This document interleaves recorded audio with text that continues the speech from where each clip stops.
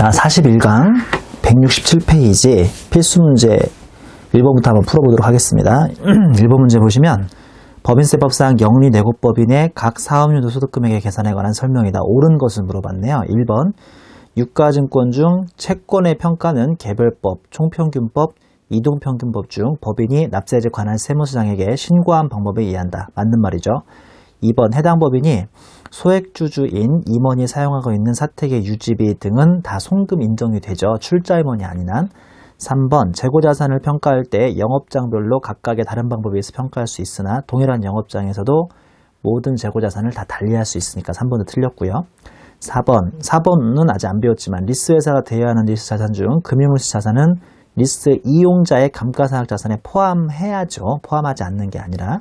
5번 보면 금융보험업을 영위하는 법인이 수입하는 이자 및 할인행은 약정에 따른 상한일이 속하는 사업연도에 입금의 사업 귀속연도로 본다고 했는데 현금주의죠. 원칙적으로 현금주의입니다. 자, 넘겨서 3번 문제 풀어보겠습니다. 3번 문제. 영리내국법인의 자산부채의 취득평가와 손익의 귀속사물에 대한 설명으로 옳지 않은 것을 물어본 2014년 기출문제고요. 1번 리스 이용자가 리스로 인하여 수입하거나 지급하는 리스료의 입금과 송금의 귀속사업연도는 기업회계 기준에 정하는 바에 따른다. 맞는 말이고요. 2번 은행법에 의해서 인가를 받아 설립된 은행이 보유하는 화폐성 외화자산 부채는 취득일 또는 발생일이 아니라 일단은 이거 나중에 매매 기준일로 다시 한번 다 환산하셔야 하기 때문에 틀린 설명이겠죠. 3번 장기할부 조건에 의해서 자산을 판매하거나 양도함으로써 발생하는 채권에 대하여 기업회계 기준이 정하는 바에 따라서 현재가치로 평가하여 현재가치 할인차금을 계상한 경우 해당 현재가치 할인차금 상당액은 해당 채권의 회수기간 동안 기업회계 기준에 정하는 바에 따라서 환입하거나 환입할 금액을 각 사업연도에 입금해 환입한다. 그거 참 말이 긴데요. 한마디로 장기할부 판매는 우리 현재가치를 했을 때 인정된다는 그런 간단한 얘기죠.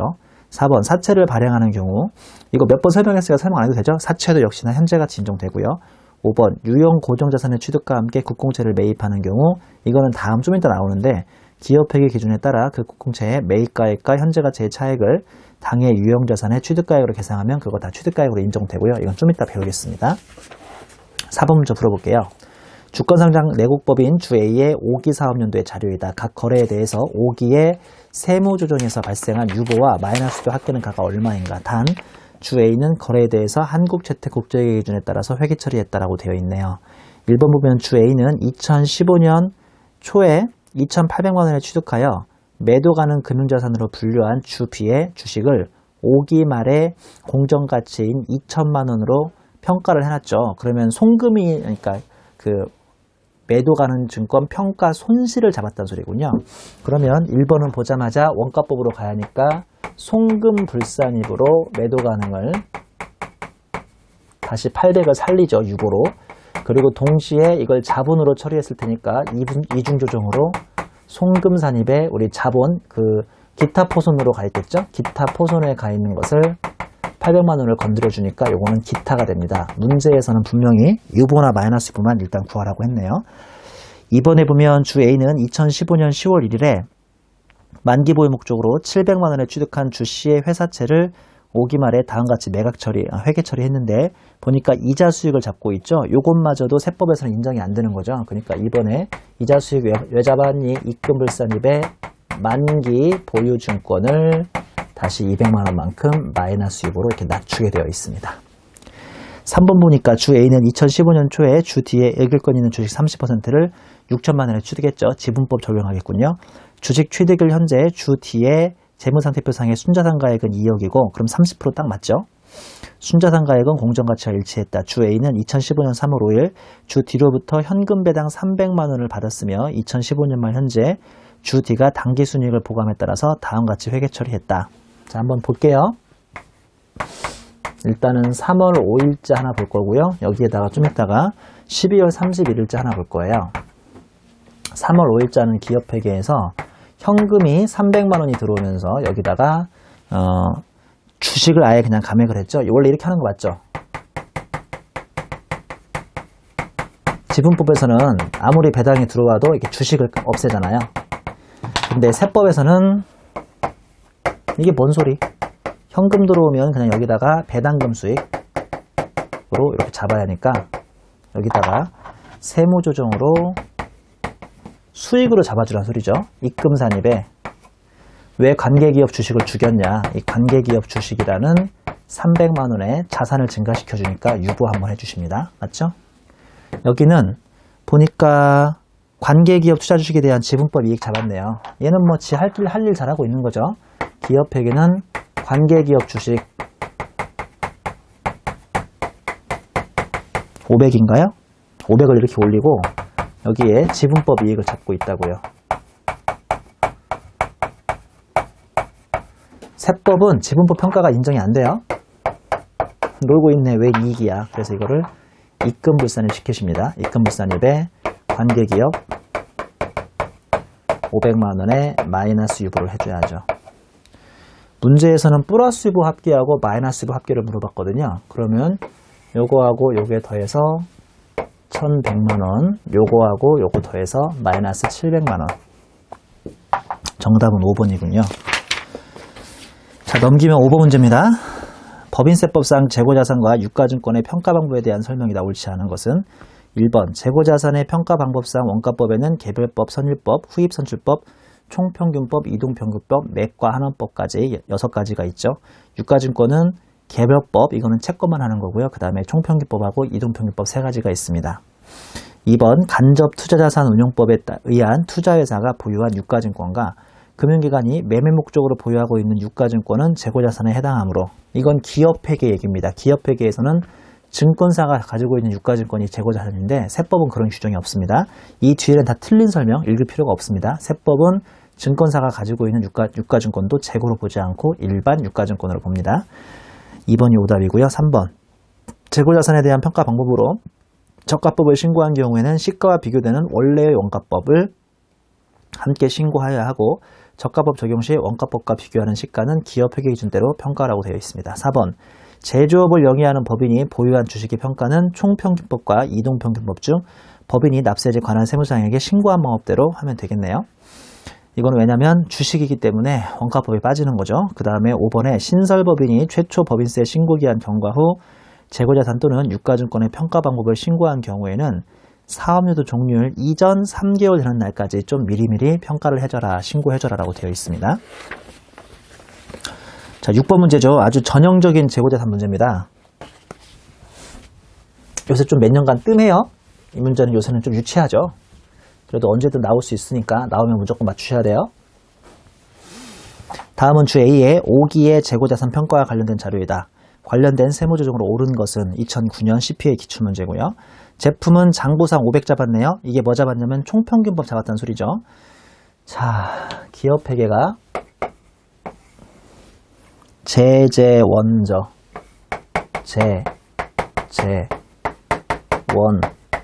있는데 이거는 장부상 금액을 총평균법 잡았다는 소리예요. 세법은 어떻게 잡아야지? 세법은 주 1번 보니까 회사는 4기까지 제품의 평가 방법을 총평균법으로 신고하고 평가했는데 5기에 후입선출법으로 변경하기로 하고 2015년 8월이니까 9월 말까지만 내면 되는데 늦지도 않았죠. 그리고 변경 신고했어요. 요즘 뭐 하는 짓이지? 이거를 임의 변경이라고 불러요. 아니 왜 임의 변경이냐면 날짜도 안 늦었고 후입으로 바꾸기로 했는데 다시 지 맘대로 총평균법을 하고 있으니까요. 이때 맥시멈 자, 적법하게 했으면 후입이 될 뻔했고 무신고 가정하면 선입이 돼야 하잖아요. 둘 중에 큰 금액이니까 어디로 가야 돼요? 선입하고 후입이니까 600으로 가야겠네. 600. 그러면 세무조정으로 입금산입에 100만 원 일단 해주시고요. 소득처분까지 해야 하니까 유보라고 써주겠습니다. 그 다음에 제공품은요. 장부상 450 잡았어요. 이거 후입 잡았다는 소리거든요. 근데 주 2번 읽어보니까 회사는 4기까지 제공품의 평가 방법을 총평균법으로 신고했지만 평가 방법 변경 신고도 하지 않고 5기에 후입으로 평가했어요. 왜 이렇게 이런 사람들이 많지? 맥시멈 이 문제 제대로 했으면 뭘로 했어야 돼요? 총으로 했어야죠. 그리고 총이면 460이고 아니면 무신고를 가정한 선입으로 했으면 470이죠. 총하고 무신고 가정한 선입으로 해야 하니까 그러면 470입니다. 그럼 얘도 입금산입이네요. 입금산입 20이네요. 자, 그 다음에 원재료죠. 원재료는 장부상 금액이 350 없네? 이거 아마 차고겠죠. 그러면 차고. 이런 문제는 차고예요. 주 3번 회사는 원재료를 신고한 평가 방법인 총평균보로 한다고 했는데 그만 계산착오로 인해서 50만 원을 많이 잡았으니까 요거는 그냥 차고니까 바로 송금산입으로 50만 원 빼자고요. 됐죠? 자, 그 다음에 마지막으로 주 4번 회사는 저장품의 평가 방법을 총평균법으로 신고했대요. 그리고 나서 뭘로 했냐면 그리고서 후입으로 했네요. 왜 이래? 이게 되게 웃긴 이야기죠. 임의 변경이고 맥시멈 적법하게 했으면 뭘로 했어요? 총 무신고로 가정한 선. 총평균하고 선입법 중에서 선입이 크죠. 130만 원 됐어야 하니까 이렇게 하면 역시나 입금산입에 50만 원에 유보를 했어야 합니다. 이거 더하면 플러스 유보는 170만 원, 그 다음에 요거 마이너스 유보는 50만 원. 정답은 5번이겠군요. 아주 그냥 전형적인 문제입니다. 자, 다음에 7번 문제죠.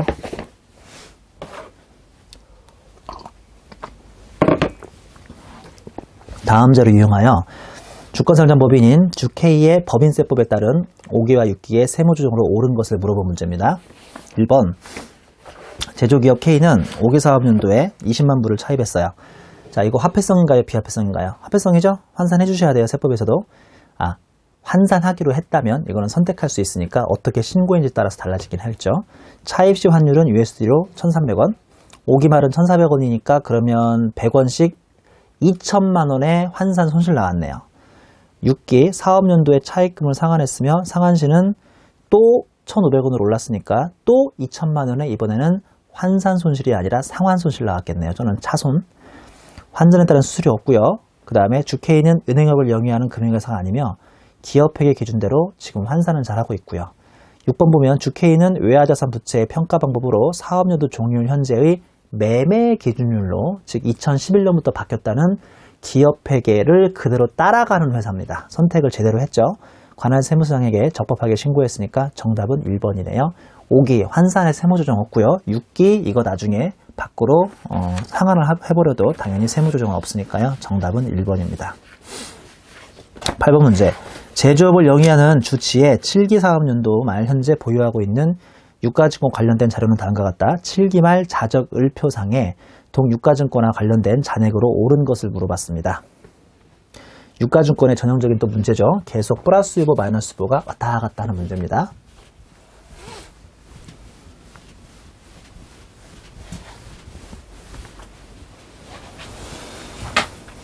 (1번) 2014년 12월에 주 가배주식 1000주를 특수관계인 개인으로부터 700만원, 시가는 800만원에 취득하고 700만원을 계상했다. 아시죠? 사자마자 입금산입에 100만원의 유보. 사자마자. 2번 2014년 결산일 현재 장부가액과 시가의 차액이 29만 7,500원의 평가이익을 장부상 수익으로 처리했습니까? 안되지. 입금불산입 297500 마이너스 유보.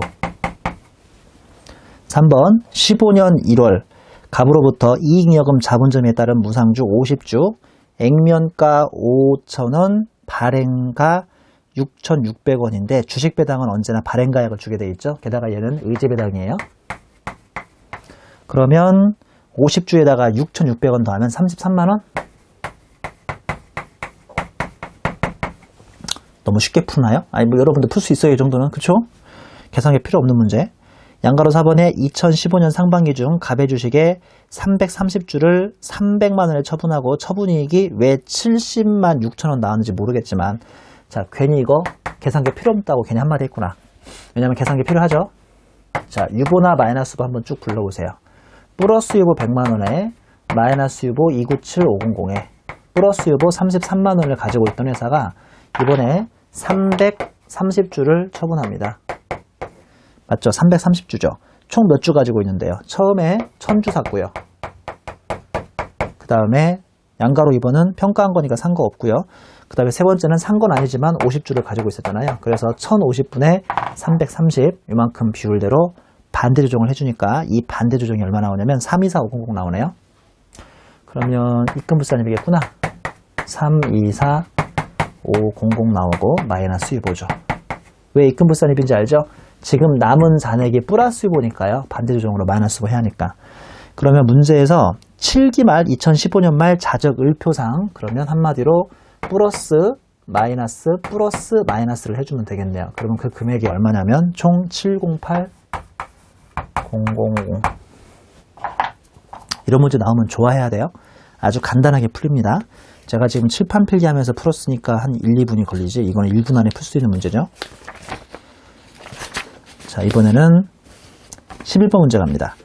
법인세법상 손익의 귀속사업연도와 자산 및 부채의 평가에 관한 설명으로 옳지 않은 것은 1번 업무에 사용하던 트럭의 양도손익은 그 대금을 청산하기 전에 소유권 이전에 관한 등록을 한 경우에 그 등록일에 속하는 사업연도에 입금 및 송금으로 한다. 이것도 유용자산이니까 맞는 설명인데요. 다만 현실에서 아직 잔금도 받기 전에 이렇게 과연 소유권 이전 등기 등록을 할 수 있을까? 그건 좀 생각해 볼 일이다. 자, 그 다음에 2번 제조업을 영위하는 법인이 다른 법인에게 지급하는 차입금 이자에 대해서 약정에 따른 이자 지급일이 도래하지 않았지만 결산을 확정함에 있어서 이미 경과한 기간에 대응하는 이자를 즉 미지급 이자를 말하는 거죠. 미지급 이자를 당해 사업연도에 송금으로 계상하면 그 계상한 사업연도에 송금으로 한다. 제가 말씀드렸지만 미수이자는 잘 인정이 안 되는데 미지급 이자는 인정이 많이 되죠. 3번 재고자산 평가 방법으로 저가법을 신고하는 경우에는 시가와 비교되는 원가법도 함께 신고해줘야 한다. 맞는 소리고요. 4번 제조업을 영위하는 법인이 보유하는 주식을 시가법으로 평가하고 회계상 평가액을 계산한 경우는 그 사업연도에 입금으로 한다. 이번 엄한 소리입니까? 일반적인 제조회사가 제조업을 영위하는 회사가 주식을 시가평가하면 말도 안 되죠. 그래서 4번이 너무 얼렁뚱땅하게 틀린 설명이고요. 5번 주식을 발행한 법인이 파산한 경우에 당해 파산법인이 발행한 주식을 보유하는 내국법인은 그 장부가액을 파산한 사업연도의 종료 현재 시가 1,000원 이하이면 1,000원 남겨놓고요. 로 감액하고 그 감액한 금액을 당해 사업연도에 송금으로 계상할 수 있다. 이거는 4절에선가 설명했던 기억이 납니다. 자, 여기까지 해서 재고자산하고 유가증권 가장 시험에 많이 나오는 부분을 마치고요. 우리 178페이지에 빈출유형 공의의 자산 취득의 일반 규정부터 또 계속 진행하겠습니다. 1번 내용 보시면 자산 취득의 일반 규정이라고 해서요. 일단 양가로 1번에 매입의 경우에는 매입가액에 기타 부대 비용을 싹 다 더하시면 되고요. 취득세 등 다 더하시라는 소리죠. 그 다음에 양가로 1번의 제작이나 건설은 제작원가에다가 기타 부대 비용을 더하면 되고요. 단기 금융자산은 단기 매매 항목으로 분류된 금융자산 및 파생상품인데 이거 화살표 기억하셔야죠. 기업회계 기준이 얘를 취득가액을 부대 비용으로 치지 않거든요. 우리도 치지 않습니다. 4번에 교환증여 취득 당시의 시가, 양도한 자산이 아니라 취득 당시의 취득자산의 시가입니다.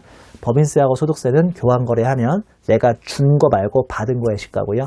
부가세는 준 거 시가라고 몇 번 얘기했네요. 주 일괄 취득은 상증법대로 따라가라고 하니까 쉬운 얘기고요. 2번 메모에 합병 분할 현물 출자입니다. 이거 좀 짜증나는데요. 지금 이 표가 상당히 어렵다 느껴지면 옆 페이지 얘가 쉬워요. 옆 페이지 얘가 쉬우니까 옆 페이지 얘로 한번 풀어볼게요. 자, 옆 페이지 얘. A사가 B사에게 투자 시 건물을 출자하고 신주를 교부받은 경우 A사 주식과 B사 건물의 각각의 취득가액이 얼마냐. 우리 이번 챕터는 7절로서 자산부채의 취득가액을 배우고 있거든요. 평가나 취득가액을 배워요. 자, 보면 A사가 B사의 주식을 사고 싶은데 돈이 없어요. 그럼 포기해야 하는데 집념의 A사는 B사에게 건물을 갖다 줍니다. 이 건물은 장부가가 400짜리고요. 시가가 550짜리예요. 그리고 나서 A사는 B사로부터 주식 한 주를 받죠. 이거는 액면가가 500원이고 시가는 600원입니다. 우리 쉬운 B사부터 하자.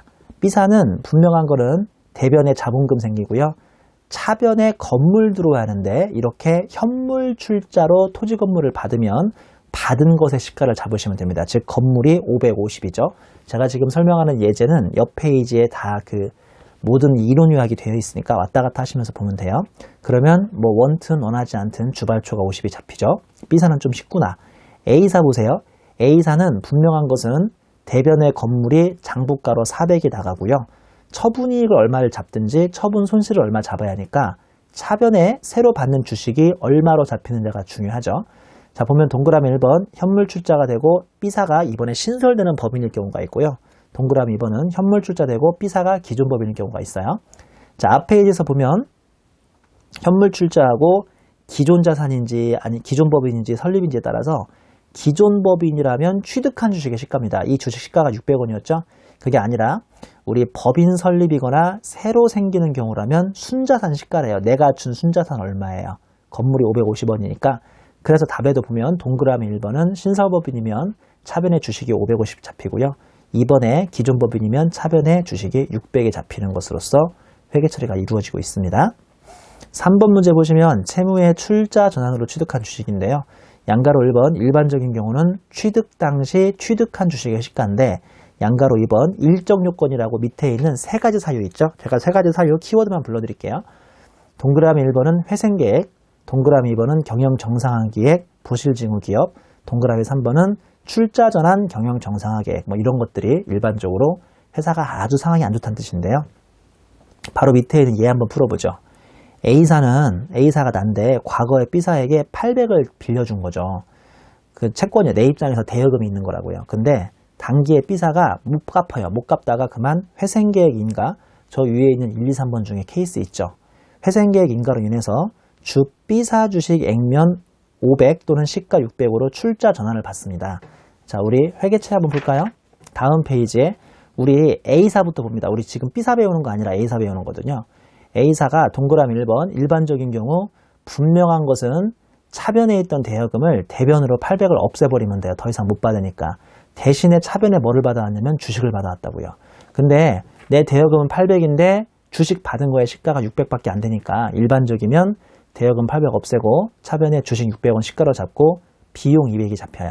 이 비용이 정말 휘황찬란한데요. 이 비용이 접대 목적이면 접대비, 그 다음에 특수관계인이면 기부금, 그 다음 특수관계인이면 부당행위, 그 다음에 특수관계인 없으면 사업무관하면 기부금, 그 다음에 어쩔 수 없는 포기할 수 있는 비용 200이라면 그때는 대손금 처리가 되고 있는데 꽃표시에 접대비, 기부금, 그 다음에 정당한 사유면 송금, 특수관계이면 부당행위든 뭐 여러 가지로 잡히고 있습니다. 되게 신기하죠? 그게 중요한 게 아니라 주식이 600 잡히냐 800 잡히냐가 중요해요. 이 자리에 600 잡혀야 끼워 넣기로 비용 200이 잡히는 거고 만약에 이 자리에 800이 잡히면 비용은 안 잡히거든요. 맞죠? 동그라미 2번 일정한 요건을 즉 과세 이혼 요건을 구비한다는 게 앞장에 있던 제가 세 가지 요건을 만족하는 좀 망하고 있는 회사라는 거 있잖아요. 이때에는 나한테 비용 인정을 안 해줍니다. 왜 그러냐면 이제 B사를 보시면 되는데 B사는 동그라미 1번이든 동그라미 2번이든 채무면제액이 200이 잡힙니다. 그러면 국세청은 B사한테 채무면제액 이익 때문에 세금을 걷어갈 수가 있는 거잖아요. 근데 동그라미 2번으로 내려오니까 이 B사가 채무면제액 이익이 잡혔는데 이거를 과세 이연할 수가 있거든요. 이거는 3절에서 배웠어요. 과세 이연해버리면 국세청은 B사한테 이익을 한 푼도 이익에 대해서 세금을 못 걷어가게 되는 거죠. 과세 이연이니까. 그러면 A사인 나한테도 비용 인정으로 절세를 시켜준다, 안 시켜준다? 안 시켜주는 거죠. 이렇게 이해하시는 게 좀 쉽고요. 이게 이해가 어려우시면 그냥 암기하셔도 괜찮아요. 일반적인 경우면 주식의 시가고요. 아니면 일정 요건을 만족하는 그냥 내가 가지고 있던 대여금의 장부가액을 그대로 없애면 됩니다. 다시 한번 이 회계 처리에서 중요한 것은 B사 공부하는 게 아니라 A사 공부하는 거고 A사의 비용이 200이 잡히냐 안 잡히냐도 중요하지만 주식을 600으로 취득가액을 잡냐 주식을 800으로 취득가액을 잡냐를 배우는 챕터인데 다시 한번 앞 페이지 가보시면 179페이지에 표의 한가운데 있는 것처럼 일반적인 경우는 취득 당시 취득한 주식의 시가 잡으시면 되고요. 일정한 요건이라고 해서 과세 이혼 요건을 갖추면 출자 전환된 채권의 장부가액이니까 800을 새로 가져오는 주식의 취득가액으로 잡으시면 됩니다. 우리 181페이지 16번 문제부터 풀어보겠습니다. 참 좋은 문제죠. 요새 이런 사례 문제가 참 많이 나옵니다. 계산 문제도 아니고 말 문제도 아닌 것이. 제조업을 영위하고 있는 내국법인의 주 A에 관한 자료이다. 세무조정이 필요한 경우는 1번 주 A의 특수관계인이 아닌 주 B에게 토지, 시가 불분명하고요. 상증법 평가 2억이고요. 감정평가가 2억 5천입니다. 장부가액은 1억 8천이고요. 얘는 그러면 2억 5천인 감정평가액으로 가야죠. 이거를 2억에 매각했습니다. 그리고 다음과 같이 회계 처리했네요. 현금 2억 잡히고 토지가 1억 8천이 사라지고요. 아마 장부가 1억 8천이었나 보죠. 그리고 유효재산 처분이익이 예를 들어서 2천만 원이 잡히는 경우죠. 얘는 지금 시가가 불분명하니까 2억 5천을 가지고 시가로 봐야 합니다. 2억 5천. 자, 특수관계인이래요? 아니래요? 아니래죠? 그러면 저가량도 몇 프로까지 가능해요? 플러스 마이너스 30%니까 우리 70%까지 가능한 거잖아요. 그러면 2억 5천에 곱하기 70%면 1억 7,500까지는 가능한데 문제에서 2억에 팔았다고 하니까 세무조정을 할 리가 없죠. 동그라미 2번 주 A는 건물을 법령에서 규정하는 장기할부 조건으로 3억에 취득하면서 다음과 같이 현재 가치를 잡았습니다. 그러면 장기라면 기업회계에서는 명목가치 인도기준도 되고 현재가치 인도기준 되니까 뭐 세무조정할 필요 없죠. 3번 단기에 발생하여 재무상태표에 2,600만 원으로 계상되어 있는 장기 외화 외상 매출금 아마 1,300원에 환산했나 봐요. 에 대해서 당해 사업연도에 주 A는 아무런 회계 처리하지 않았다. 발생일 현재의 기준 환율은 1,300원이고 당해 사업연도 말 현재 기준 환율은 1,200원이다. 뭐야 이거? 그럼 세무조정해야 하는데?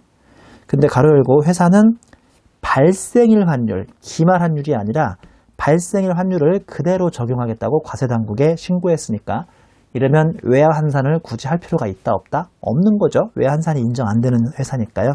이거는 세무조정할 거 없습니다. 4번 보유하고 있는 상품 장부가액 800만 원짜리가 파손되어서 정상 가격으로 판매할 수 없게 되어 주 A는 다음과 같이 회계 처리했다. 단 동상품의 당해사업연도 종료일 현재의 처분 가능한 시가는 150만 원이다. 그러면 650만 원을 낮췄다는 소리인데요. 원래 시가평가하면 송금물상이 되는데 얘는 지금 시가평가가 아니라 파손부패니까 세법에서 그대로 송금 인정되는 케이스죠. 5번 주권상장법인 주씨가 파산하여 주 A가 보유하고 있는 주씨의 주식을 사업연도 종료일 현재 시가인 0원이 돼서 이렇게 영업에 비용 처리했습니다. 파산이나 아니면 우리 부도는 이렇게 송금을 잡을 수 있는 케이스인데 왜 틀렸는지 아시죠? 1,000원을 남겨놨어야 하는데 1,000원도 안 남겨놨군요. 18번 문제 가보겠습니다. 다음 자료는 제조업을 영위하는 영리내국법인 주 A에 13기에 취득하여 당해 사업연도 말 현재 보유하고 있는 토지의 내역이다. 이들에 대하여 필요한 세무조정을 완료 후 이를 반영한 법인세법상 각 토지가액을 모두 합계한 금액으로 오른 것은 자 토지 A부터 한번 풀어보겠습니다. 토지 A 13기 말 즉 올해 기말 재무상태표의 장부가액은 5,400 잡혀 있는데요. 뭐가 잘못됐나 보죠? 뭐가 잘못됐냐? 오른쪽 세로 보니까 장부가액에 대한 세부 내역이라고 해서요. 취득시 지불한 현금 5천만 원 이게 시가고 취득세 300만 원, 취득세에 대한 가산세 100만 원까지도 장부가액에 잡혀 있다. 그럼 5,300이 아니라 5,400이 아니라 5,300 잡혀야죠. 왜냐하면 내가 규책 사유가 있어서 가산세를 낸 것은 이거 자산의 장부가액으로 인정될 리가 없죠. 손불의 기타 사유출이니까 유보가 아니잖아요. 토지 B 2,500 잡혀 있는데요. 잘못됐나? 시가 2천만 원짜리 토지를 정당한 사유 없이 2,500에 지불하고 특수관계인 아닌 사람부터 고가로 양수받았죠. 내가 바본 거죠. 세법에서는 그러면 최대 2천만 원에 130%인 얼마까지는 가능해요. 2,600까지는 가능해요. 이 문제에서 얼마였습니까? 2,500이었으니까 문제 없네. 문제 없어요. 2,500이 그대로 인정됩니다. C 3천만 원이죠. 취득일부터 4년간 매년 말 1,000만 원씩 총 4년 동안 지불하는 장기 할부 조건으로 취득했죠. 근데 이때 발생한 채무의 현재 가치는 3천만 원이고요. 회계상 1,000만 원의 현재 가치 할인 차감을 계상했답니다. 잘못한 거 없는데? 그럼 그대로 3천만 원 잡히죠. 그 다음에 토지 D 500만 원인데 취득 당시 시가가 500만 원을 취득했으나 천재지변으로 인해서 답이 열실돼가지고 고유 목적의 정상적인 사용이 불가능하며 당해 사업연도 종료일의 시가는 100만 원이니까 이거는 D도 100만 원으로 낮춰놔야죠. 맞나요? 아니죠. 왜냐하면 보다시피 얘는 천재지변 등의 사유가 인정되지만 이거는 결산조정 사항이니까 회사가 잡아야만 세법이 인정해주는 사유죠. 그래서 굳이 100만 원으로 낮출 필요 없고 그냥 회사가 잡고 있는 대로 500만 원 잡으시면 됩니다. 그러면 113이네요. 1억 1,300만 원이 이 문제의 정답이 되겠습니다. 취득가액의 특수문제죠. 이 부분은 잠시만 쉬었다가 강의 진행하겠습니다.